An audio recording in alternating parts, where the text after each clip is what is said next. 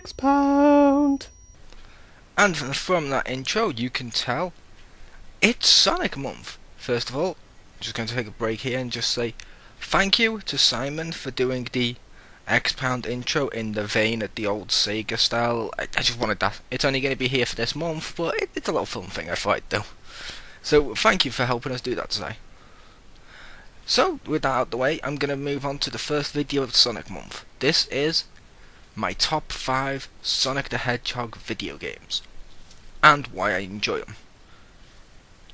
First of all, let's begin with number 5. Sonic Adventure 2. Now I know what some of you are thinking. Some people are like, I introduced too many characters, or some people have different faults of it. I like this game. I really like this game. It's, this is the first time in a Sonic game, this was my first time in most games where I actually got to play through an entire villain campaign, and it's like, that's kind of cool. As well as that, we got basically a slightly more evil version of Knuckles in Rouge, which she was kind of cool, but we also got an evil version of Sonic in the form of Shadow, or a dark form you could say, and I like stuff like that. Like Spider-Man has Venom, Superman has Bizarro, the Power Rangers had the Green Power Ranger, we've now got Sonic, and then we had Shadow. And when he was first introduced, it was pretty cool. The gameplay, pretty damn cool as well. You got to go through with different people, like Knuckles did his treasure hunting like he did in the first one. Sonic was all about speed. Tails for some reason was in a plane and it was like a shooter game. I did not agree with that one. No. Although I did agree with that form when Eggman was a playable character on the opposite side, because Eggman played like Tails, Rouge like Knuckles, and Shadow like Sonic. But it was cool. It brought back the KO Gardens as well, and this time gave us Heaven and Hell form, depending on if you made them pure good or pure evil. Pretty fun game. Sonic Adventure 2.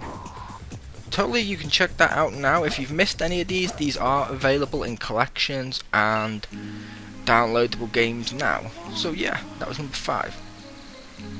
So, with number 5 out the way, let's move on to number 4. Sonic CD. I put Sonic CD here. It introduced my favourite Sonic character of Amy the Hedgehog.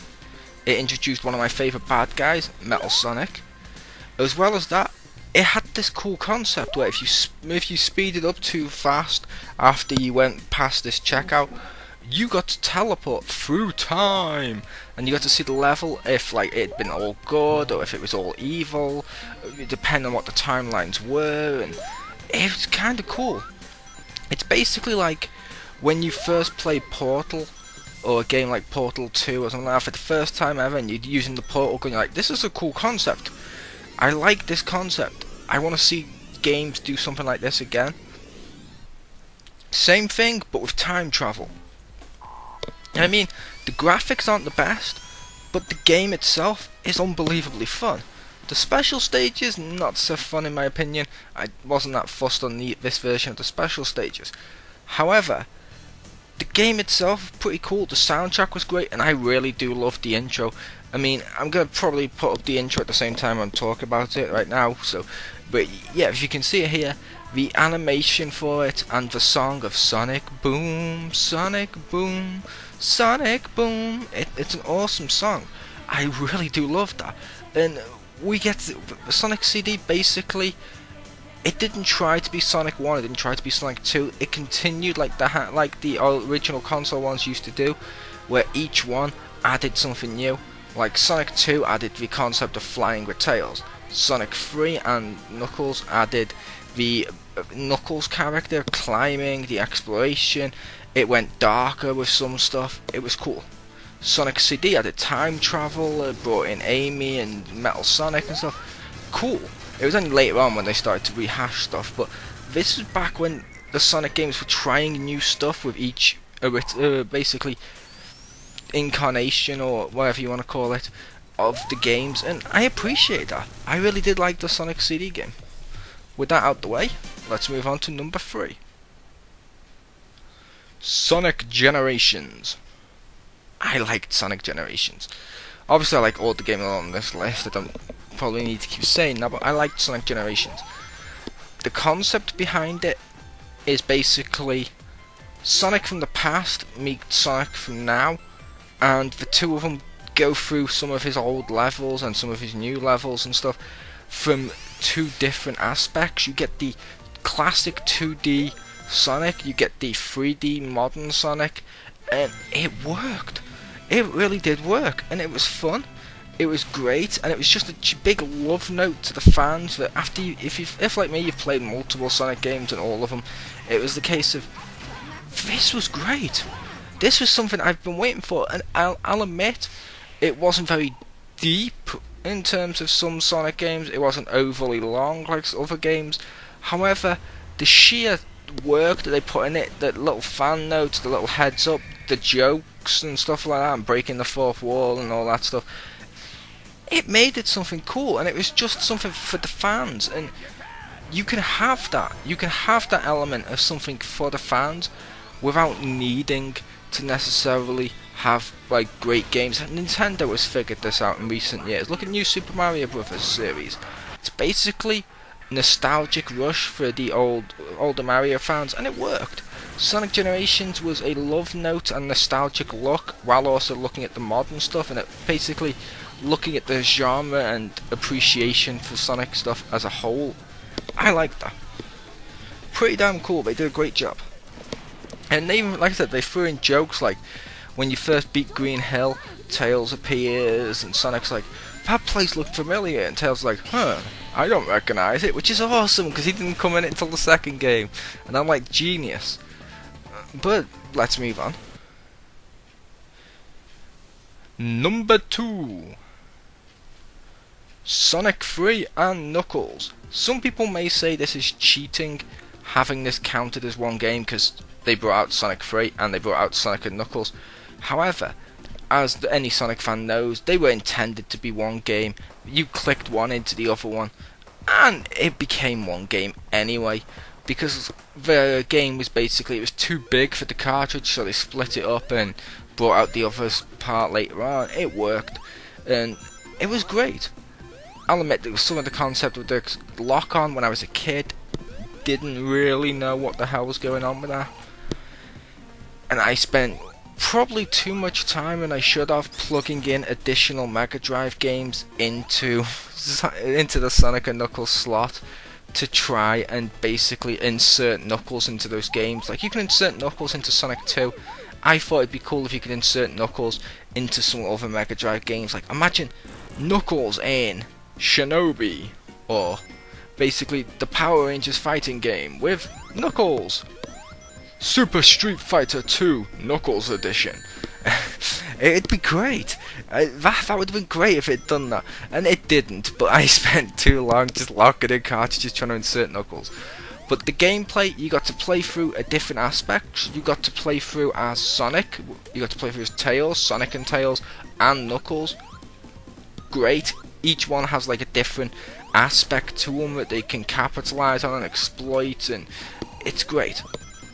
And when you go to the Sonic 3, it looks darker and more mature, especially early on, than some of the other Sonic games at the time, like Sonic 1 and 2 at the time, because Sonic 1, pretty cheerful, pretty bright coloured, same with Sonic 2. Sonic 3, you get stuff like the whole level just suddenly burns to the ground as this robot comes through, and it's like, it's cool, but at the same time, it felt like Sonic. It didn't do the over-the-top darkness or over-the-top realism and stuff that like Sonic 06 and games like that have done, but it did it perfectly. It was a spot-on progression of what Sonic could be. I approved. Which, that takes us to my last Sonic game on this list. My number 1 Sonic game, you all know this is probably going to be on there, but Sonic Adventure 1. You got to play through as Sonic. You got to play through it as Big. You got to play through it as Knuckles, Tails, the robots and stuff. You got to play through it like you just got to play through it with various different characters, and at the end it built up to a Super Sonic fight, which hadn't been done. I mean, it's now a staple of Sonic games that at the last level needs a Super Sonic fight.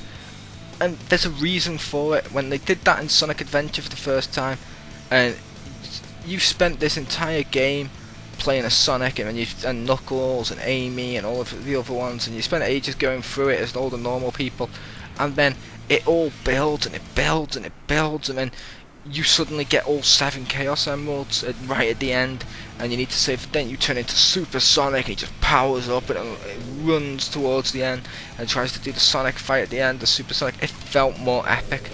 I mean, the entire city was destroyed. This brought Sonic more into our world than it had the previous one, but the cities were destroyed and it looked great. It introduced KOs, which were great, and fans even today still want KOs back. Or should I say Chows? I always pronounce it KOs because it's chaos without the S, but Chows, I believe they're called. But it introduced them to the fans, which was great. It brought in different types of gameplay, perfect. It gave us a great story. It made Eggman become Eggman instead of being Robotnik like he'd been in the past. I approve of this change. I like the name Eggman.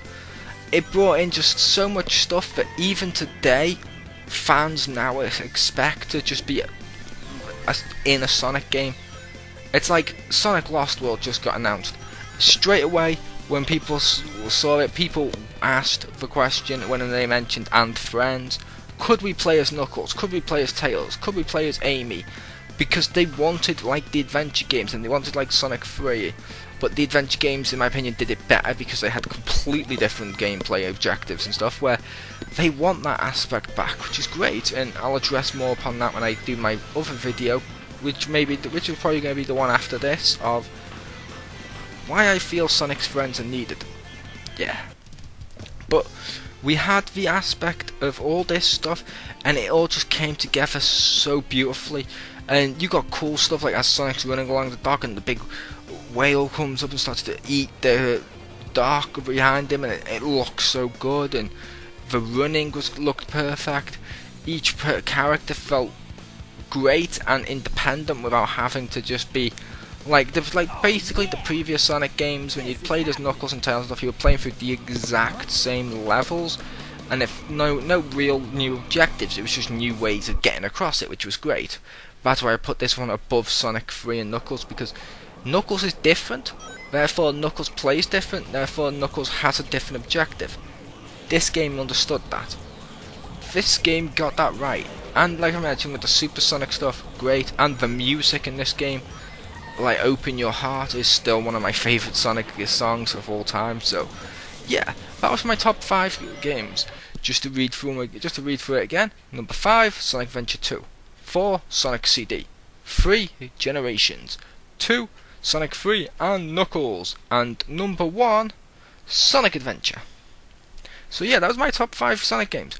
What are your top 5 Sonic games? Leave a comment below. Leave them on any of the message boards, anything that you see this on.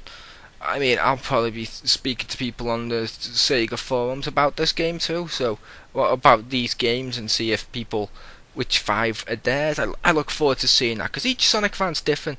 Some fans don't like Adventure. I personally do. Some people don't like it, and that's fair enough. Some people may have a list with completely different games on there. Like you may have, I don't know, Sonic 1, Sonic 2, you may have Sonic Chaotix on the list. You could have, hell, there could be somebody out there who put Sonic R as his favourite game of all time.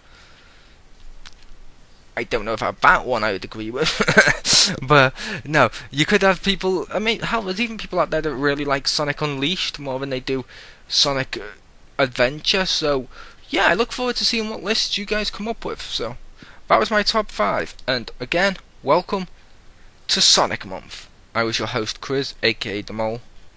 See ya.